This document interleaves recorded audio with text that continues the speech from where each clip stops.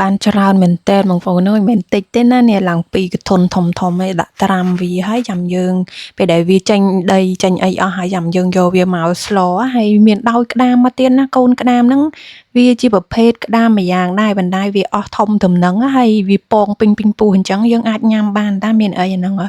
ចំណែកសម្លវិញគឺយើងគ្រាន់តែស្ងោរដាក់តែទឹកជាធម្មតាមិនបាច់បង់អំបិលមិនបាច់អីទេបងប្អូនអើយនិយាយថាពីជាតិឆ្ងាញ់ខ្លាំងមែនតើដាក់តែស្លឹកខ្ទឹមថែមជាមួយម្ទេសមិនតិចទៀតទៅនិយាយពីរសជាតិនិយាយគឺគ្មានអីដូរបានទេឆ្ងាញ់ខ្លាំងណាត្រូវដល់ថ្ងៃទៅផ្ទះវិញហើយបណ្ដាយដោយសារថាឆ្លៀតមកលេងមិត្តភ័ក្តិរបស់បងថ្លៃគាត់កំពុងតែអង្គុយគាស់នេះដែរលះដែរបណ្ណាប្រភេទម្យ៉ាងទៀតដែរនៅកូរ៉េនឹងគេហៅថាបាជីរ៉ាក់ហើយគេហូបច្រើនជាទូទៅធម្មតាគឺគេហូបច្រើនជាងខ្ញុំរដោយសារតែវាសម្បូរជាងអាប្រភេទដែលខ្ញុំកំពុងតរហ្នឹងណាហើយខ្ញុំនេះកំពុងតែអង្គុយរៀនតាមគាត់ដែរតែរៀនមិនចេះទេមិនបាច់ចាំរៀនទេទិញស្រាប់ឲ្យគាត់ធ្វើលក់អញ្ចឹងណាគាត់ច្រកលក់ដុំស្រាប់អញ្ចឹងឥឡូវដល់ពេលដល់ថ្ងៃវេលាត្រូវទៅត្រឡប់ទៅផ្ទះវិញហើយណាបងប្អូនអើយឡើងជិះសាឡាងទៅម្ដងទៀតណាហើយ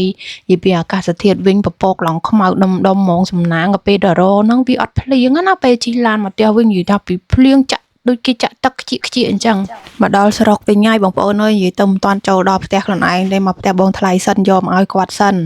ហើយគាត់មេឃកំពុងតែភ្លៀងមិនក៏អត់ចោលការងារដែរបងប្អូនអើយពាក់អាវភ្លៀងទៅដាំល្ង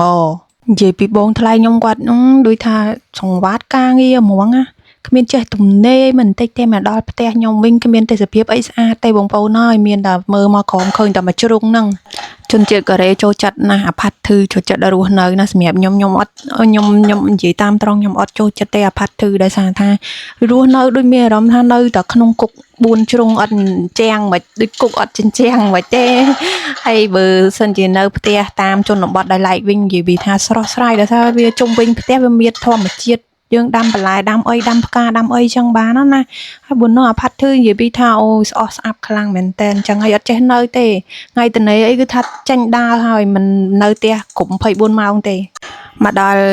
ត្រូវតែធ្វើវាឲ្យហើយអត់អាចទុកចោលបានទេដោយសារយើងធ្វើវាភ្លាមស្រស់ថ្មីអញ្ចឹងយើងលាងទឹកលាងអីវាហើយយើងច្រកវាដាក់នៅក្នុងថង់ឬក៏ធុងណាដាក់ទូទឹកកកដាក់ទូកកទុកហូបបានយូរហើយខ្ញុំដូចថាខ្ញុំស្ងោរមួយឆ្នាំហ្នឹងហើយខ្ញុំ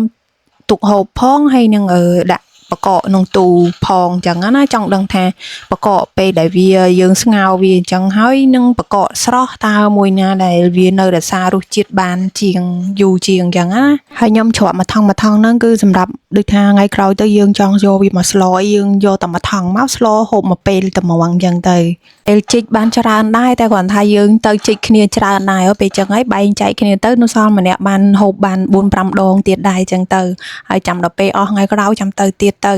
ខ្ញុំស្ងោរនេះគឺខ្ញុំអត់មានដាក់អីទេខ្ញុំស្ងោរតែទឹកជាមួយនឹងនេះទេលៀសនឹងទេអត់មានដាក់អំបិលអត់មានថែមថយអីទេតែឆ្ងាញ់